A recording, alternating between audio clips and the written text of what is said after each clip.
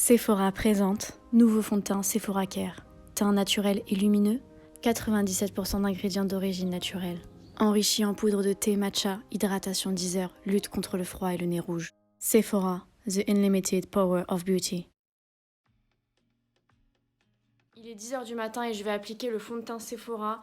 Donc moi je veux tester ce fond de teint sur une journée entière pour voir sa tenue. J'ai beaucoup de rougeur, beaucoup d'imperfections. Notamment sur le menton, bon je me suis pété les boutons j'avoue, je sais c'est pas bien. Et du coup ce fond de teint a une couvrance légère à moyenne et on va voir si ça fait le taf pour quelqu'un qui a une peau comme moi par exemple. Donc moi il faut savoir que j'ai pas une peau grasse à part sur les zones, quoique juste sur le front franchement, j'ai une peau qui est quand même assez sèche par endroits, donc déshydratée par endroits. Ce fond de teint promet une hydratation intense de 10 heures, donc c'est pour ça que je n'ai pas mis de crème hydratante pour ne pas fausser en fait le truc. J'ai seulement mis le sérum anti-imperfection de chez Sephora juste avant, donc là ouais je suis full Sephora, je teste Sephora à fond. Ce sérum là je vous en parlerai dans un mois, j'ai pas envie de l'utiliser une fois et vous dire que c'est bien alors que pas du tout. L'appliquer avec vous et ensuite je vais vous prendre avec moi tout au long de la journée pour voir l'évolution de ce fond de teint. Malheureusement moi je ne travaille pas, je suis actuellement en chômage partiel, donc je vais essayer de faire un maximum de choses dans ma journée pour justement user le fond de teint, voir je vais mettre le masque et tout, enfin je vais essayer de maltraiter ce fond de teint. Je vais faire les choses de ma vie habituelle mais je vais vraiment insister sur mettre le masque parce que c'est le masque qui pose vraiment problème sur les fonds de teint en ce moment. Du coup bah on va voir ce que ça donne, dans la journée. Alors moi je vais l'appliquer avec mon Beauty Blender. Mon Beauty Blender il fait un peu la tronche. J'ai mis une petite noisette là pour l'avoir testé déjà une première fois. J'aime beaucoup la texture, j'aime beaucoup son rendu. Donc j'en mets bien partout, sur les yeux. Vous voyez je suis rouge, tout le temps je suis rouge. J'ai vraiment un problème avec ma peau. Alors après voilà, c'est pas une finition mat, c'est une finition plutôt glowy. De toute façon, en troisième partie de vidéo, je vais vous parler vraiment bien de ce fond de teint, de la composition, etc. Je sais que par exemple, il y a des personnes qui mettent une première couche de fond de teint et qui en mettent une deuxième pour vraiment avoir une couvrance optimale. Là, je vais vraiment faire une seule couche. Voilà le rendu du fond de teint. Comme on peut le voir, je pense qu'au niveau de mes imperfections, on les voit quand même. Application facile, rendu glowy.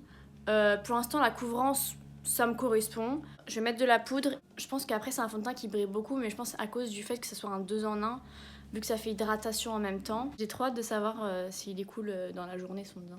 Allez, maintenant je vais faire ma life. J'ai juste rajouté un peu de blush pour réchauffer un petit peu le truc. Je sais pas si ça va se voir en caméra, mais je voulais voir si à l'application du blush ça faisait pas des taches, des trucs bizarres. Mais ça a l'air d'aller. J'ai commencé cette journée par promener ma chienne. Donc comme vous pouvez voir, j'ai mis le masque, j'ai mis le bonnet, la totale. Je voulais vous montrer le fond de teint à la lumière naturelle. Et puis j'ai porté le masque pendant 1 heure, j'ai couru un petit peu avec ma chienne donc il y avait beaucoup de buée. Et franchement ça va, le fond de teint pour l'instant il tient le coup. Ensuite j'ai fait mon petit ménage pendant au moins 1 heure. Aspirateur, lavage de salle de bain, récurage des toilettes. Mais bon, je vous épargne les images. Je vous montre vraiment tous les détails. Ouais là je me mouche parce que c'est important de se moucher aussi. Pause, composition. Si ça ne vous intéresse pas, je vous conseille de faire avance rapide. Ce fond de teint n'aura plus aucun secret pour vous.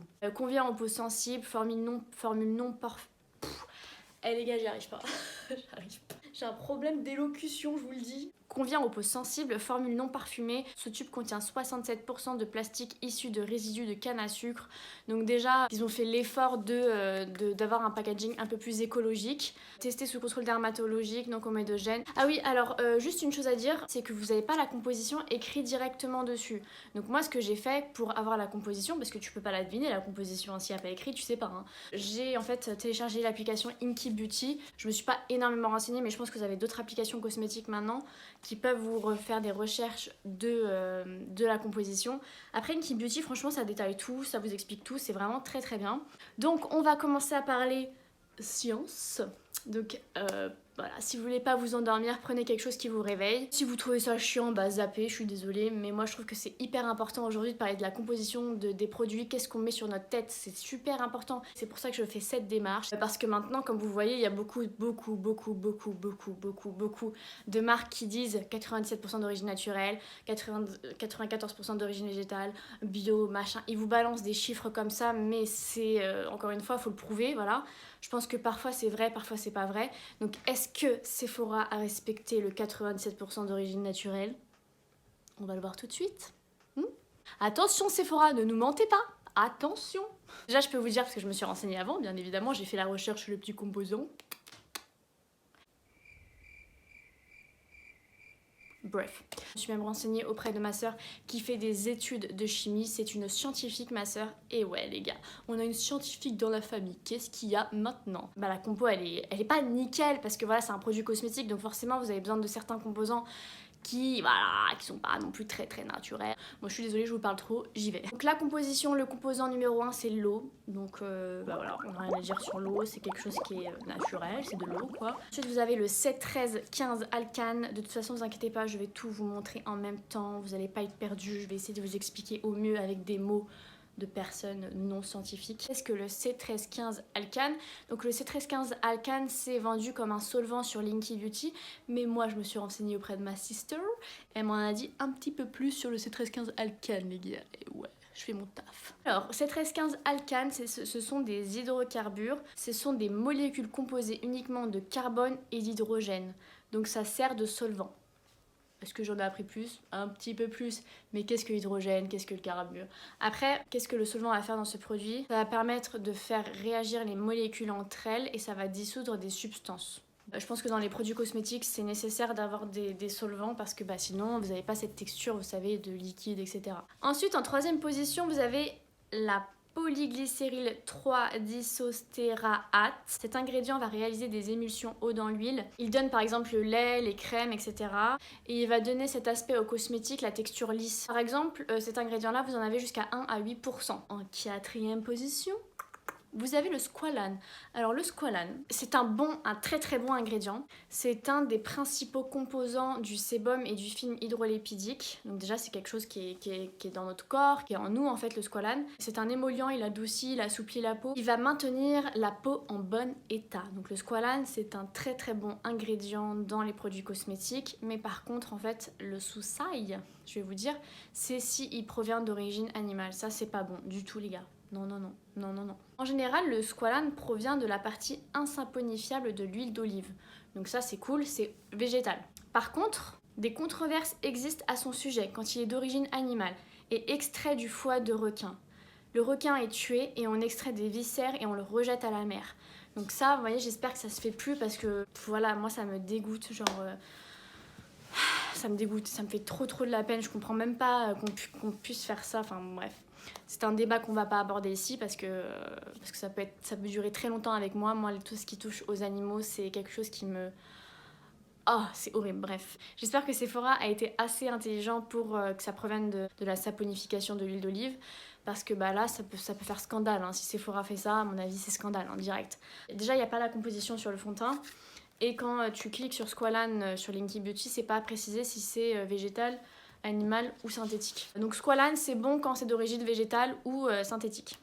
Animal, on n'en veut pas les gars, on n'en veut pas. Ensuite vous avez la glycérine. Donc la glycérine c'est connu pour son fort pouvoir hydratant. C'est aussi un humectant. C'est ce qui va permettre de garder la texture lisse du produit. Voilà, tout simplement. Ensuite pareil vous avez le distarch phosphate, polymère naturel, c'est d'origine végétale, c'est un agent absorbant, permet la cohésion des différents ingrédients cosmétiques. Souvent on le retrouve dans les crèmes pour les mains, crème pour le visage, crème solaire adulte. J'essaie d'aller vite parce que c'est un peu chiant. Hein. Polyglycéryl 6 oléate, pareil c'est un agent émulsifiant, favorise les mélanges non miscibles entre eux. Pourquoi les mots scientifiques sont hyper relous? Vous avez le tigarylyl et attendez.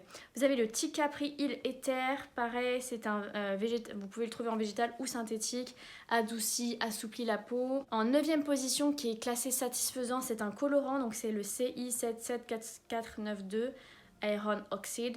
C'est un colorant jaune, donc c'est ce qui va permettre de donner la couleur du fond de teint. Donc ça c'est essentiel en fait pour un fond de teint, donc pas le choix. 10e position, jojoba ester. Donc jojoba ester, qu'est-ce que c'est? C'est d'origine végétale, tiens donc, c'est super ça. Adouci, assoupli, hydratant, agent d'entretien, agent apaisant.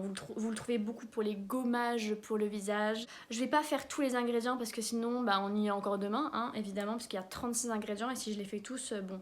Vous avez beaucoup d'agents en fait qui vont assouplir la peau, adouci, agent hydratant, beaucoup aussi d'ingrédients qui vont mélanger l'huile et l'eau, donc les mélanges non miscibles, vous allez mettre cet ingrédient là, ça va permettre de les mélanger. Voilà, vous avez beaucoup d'ingrédients comme ça et beaucoup d'ingrédients qui proviennent minéral, végétal. Après vous avez quelques synthétiques. mais c'est essentiel je pense pour les produits cosmétiques. En classé satisfaisant, vous avez le magnésium sulfate. Alors le mot sulfate, comme je vous l'ai déjà dit dans une précédente vidéo, quand j'ai testé le shampoing solide de chez Garnier, je vous laisserai aller voir la vidéo juste là. C'est pas très bon sulfate, mais bon, pour celui-là, magnésium sulfate, agent de contrôle de la viscosité, augmente ou diminue la viscosité. Voilà, ça va permettre en fait de jouer avec les textures en fait des produits cosmétiques. Les 7 ingrédients qui sont satisfaisants, en général, ce sont des colorants ou des trucs qui permettent de texturer le fond de teint en fait en lui-même. J'ai pas fait tous les ingrédients parce que je vous jure vous allez vous endormir. Déjà je pense que les 3 premières minutes ça y est vous dormez déjà en fait. Mais c'est vrai que moi je suis pas une scientifique, je peux pas vous sortir les termes hyper techniques, j'essaie de vous expliquer avec mes mots, j'essaie de me renseigner aussi au maximum ce que je vois sur internet et tout. Mais en tout cas moi je tiens à féliciter Sephora, c'est très très bien d'avoir fait un fond de teint comme ça. On sait qu'on met pas de la mierda sur la tête, hein, évidemment. La composition, elle est top, malgré les petits trucs satisfaisants, mais franchement, ça va. Pour une marque comme Sephora, je trouve que c'est... Je tire mon chapeau, Sephora. J'ai oublié de vous le dire, il m'a coûté 15 € le fond de teint. Ça coûte 15 €. C'est à peu près comme les fonds de teint Maybelline, L'Oréal, etc. Donc... j'ai rien d'autre à dire. Moi, je suis contente. Franchement, je suis contente, je me suis pas fait arnaquer. En plus, j'ai eu 10% grâce à la carte Black, donc c'est génial. Applaudissons, applaudissons. Ouais, bravo, bravo, bravo, bravo. Est-ce que vous êtes encore là? Attention, faut pas s'endormir. Bon, c'était un petit peu relou, je dois l'admettre. Mais il y a la suite, tenez bon. Après vous avoir parlé de la composition, j'ai pu enfin manger, donc je m'essuie, je teste à fond, hein. J'ai fait une vidéo sur le dropshipping et j'ai appris tellement de choses que je vous conseille de la regarder quand elle va sortir. Après avoir filmé cette vidéo, je devais me détendre, donc j'ai regardé une série. Ensuite, j'ai fait des crêpes, je me suis donnée à fond, comme vous pouvez voir. Mes crêpes sont trop bien réussies. Et je finis cette journée test en faisant une balade à Molly pendant 1 heure, avec le masque bien sûr.